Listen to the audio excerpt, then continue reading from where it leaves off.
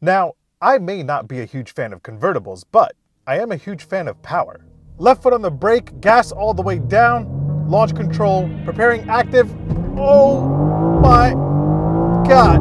My name is Omar, and this is the BMW M4 Competition xDrive Convertible. Yeah, I know, it's a long name.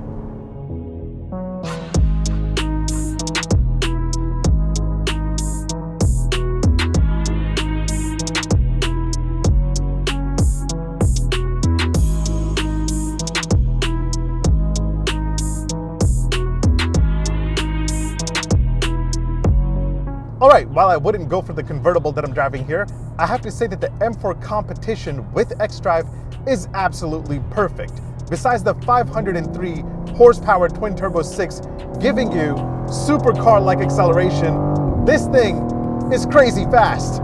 It gives you all-wheel drive traction when you need it and will still let you smoke the rear tires and go completely sideways. The M4 Competition's xDrive system distributes torque between the front and rear axles. Now, to give you that rear-wheel drive experience, the torque is always directed to the back during normal driving. However, when it feels like that it needs some traction, it sends torque to the front wheels. It works pretty much like magic, really. And don't worry, if you constantly need all-wheel drive or constantly need rear-wheel drive, you can use the M xDrive system to pick between 3 modes. You have 4-wheel drive for when you need constant traction for when it's raining or snowing. After that, you have 4-wheel drive sport, which sends a greater percentage of the torque to the back, which is great for controlled track driving. And then if you completely turn off traction, you have 2-wheel drive, and you'll get that pure rear-wheel drive driving experience. In fact, there are a ton of ways to set up the M4 Competition to how you want it. You can go through and customize a bunch of settings to your personal liking, and we'll talk about that in a few seconds. Now, a couple of things to know about the M4 Convertible that I'm driving here. This year, it's only available as a competition with xDrive, meaning you can't get it with only rear-wheel drive or a manual transmission, which, yeah, is a bit interesting to me because I feel like people that buy convertibles don't really live in states where it snows or rains where they would need traction. But hey, that's what BMW decided. That said, let's take a closer look at the BMW M4 Competition xDrive. We'll take a look at all of the crazy ways that you can customize it. I'll give you a tour of the interior and the exterior, and of course, we'll talk about the convertible part of it. And then I'll give you my opinion on whether or not, wait, there is no not here. If you have the money and you can get over that controversial grille, go ahead and buy it because it's the best decision that you'll ever make. All right, make sure you hit like, make sure you hit subscribe. Let me give you a quick tour of this thing. All right, so the BMW M4 Competition is only available as a competition with xDrive all-wheel drive. So yeah, you can't get the drop top with the manual transmission. Pricing starts at $89,700, making it the most expensive M4. As tested here with a few options, you're looking at $110,245. That said, let's talk about the soft top. The M4 Convertible drops its hard top for a soft cloth top that BMW says is some 40% lighter than the hard top on the outgoing model.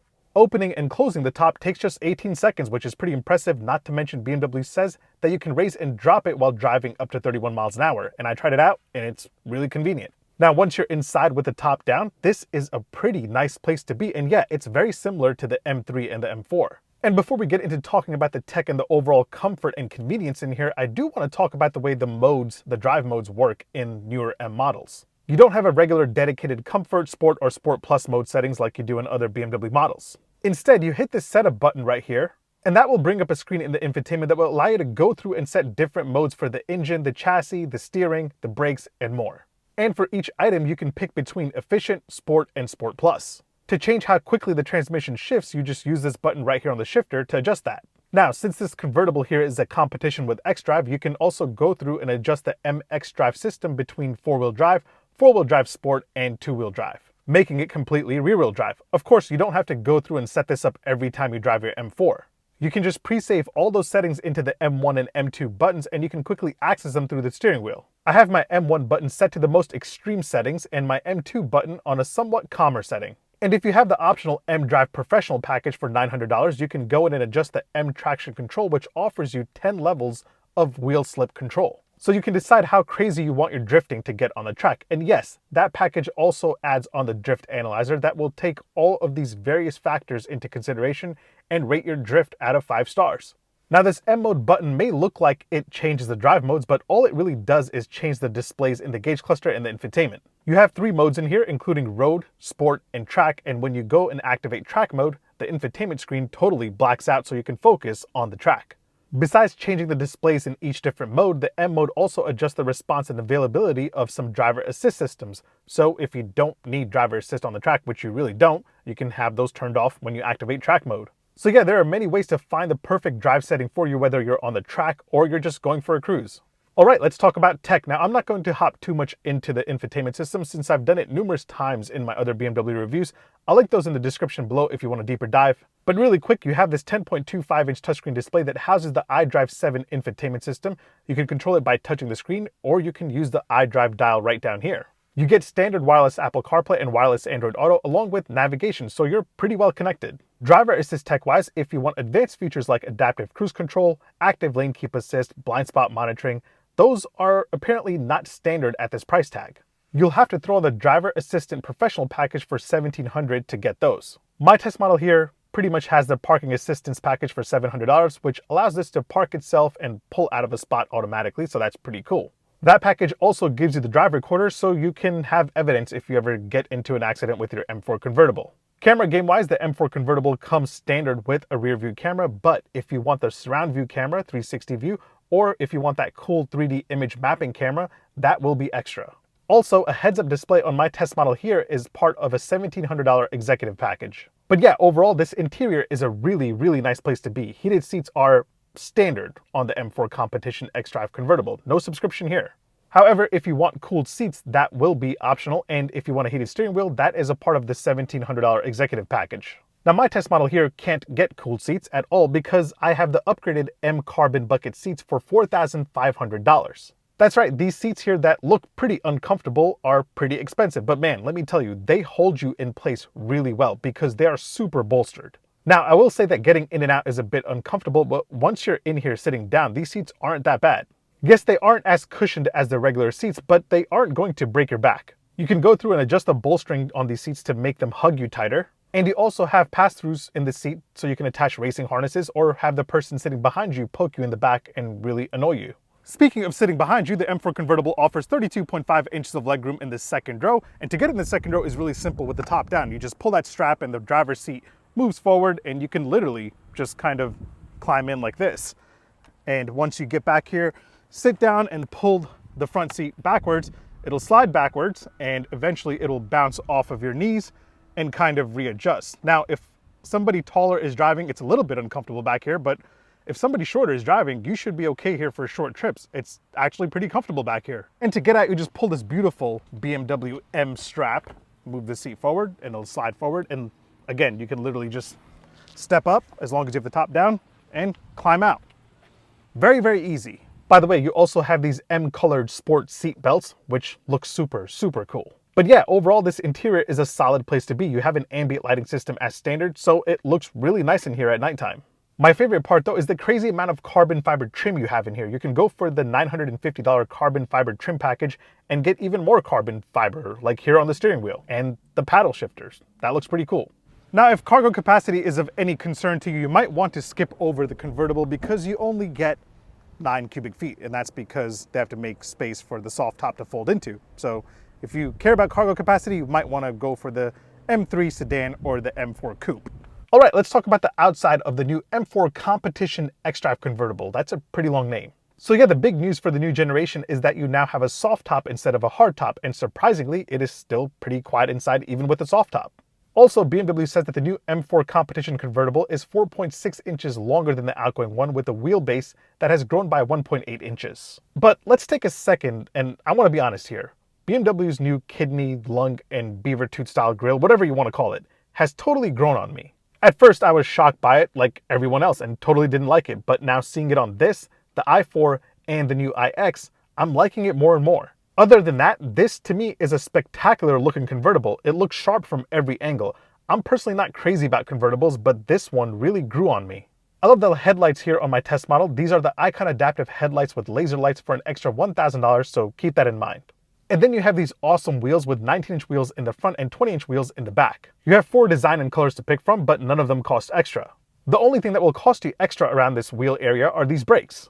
My test model has the M carbon ceramic brakes for an extra, take a seat, $8,150, making it the most expensive option on here. And let me tell you, they make this M4 Convertible stop on a dime. These are really, really powerful brakes. Now, before I give you my opinion on how it is to drive the M4 Competition Convertible, let me point out a few important daily ownership highlights that I love to show all of you. You have 4 cup holders, 2 in the front right there, and then you have 2 right there in the middle. Here are what the keys look like to the M4 Competition Convertible, and that's the M colors right there. And I don't know if I mentioned this before, but you can open and close the top using just your keys.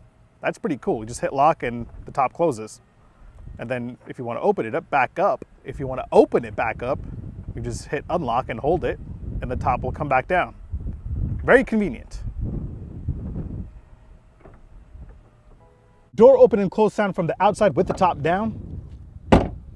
And from the inside,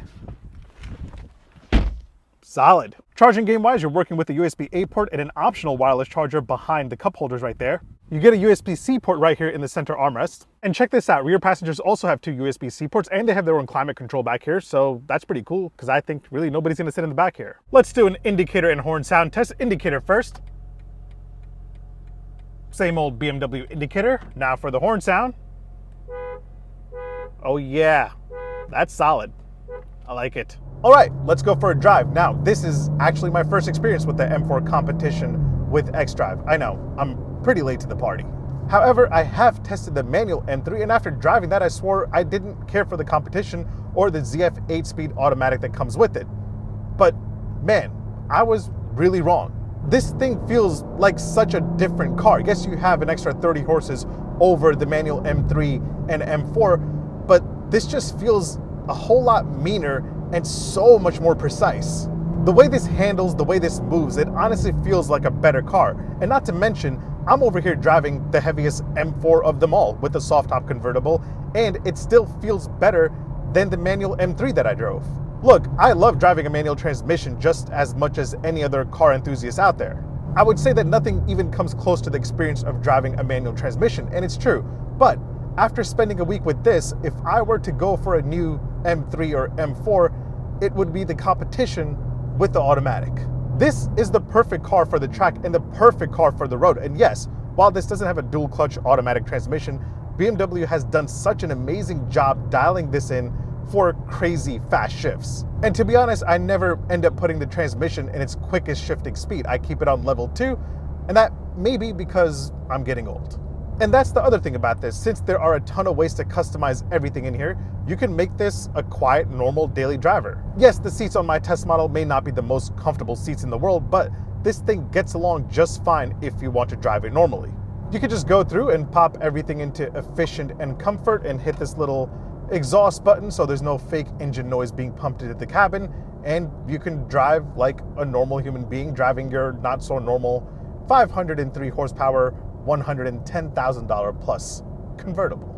Yeah, the convertible is the most expensive the M4 gets, and this doesn't even have all the options. If I really wanted to ball out, I could go over $122,000 very easily. I would personally save myself the $7,000 and just go for the M4 Competition xDrive Coupe. Look at me talking like I could actually even afford even the Coupe, which, yeah, it makes me sad because this is my last day with this, and it would be a little bit harder for me to give this up if this was a Coupe. But yeah, I'm not sure how many M4 convertibles BMW will sell. I'm sure they have a certain allocation of these a year. All I know is that if there's any car out there to put in your dream or even your real garage, you won't go wrong with the M3 or M4 Competition. There is really nothing out there that even comes close to this. This is really, really, really good. Actually, I will say that the Cadillac CT5V Blackwing is my personal favorite sports car with a manual transmission. This just happens to be my personal favorite sports car with an automatic. Either way, thanks for watching. Make sure you hit like, make sure you hit subscribe. Make sure you follow me on Instagram and on TikTok. My handle is @OmarDrives. I'll catch you guys in the next one. Take care. Peace. Get out of my way. Time for some competition. Oh, hidden cop over there. Oh, he's going the other way. Good. By the way, I do wonder if these $8,000 carbon ceramic brakes are worth it. I haven't been in an M4 Competition without these brakes, But yeah, $8,000 for brakes is crazy expensive.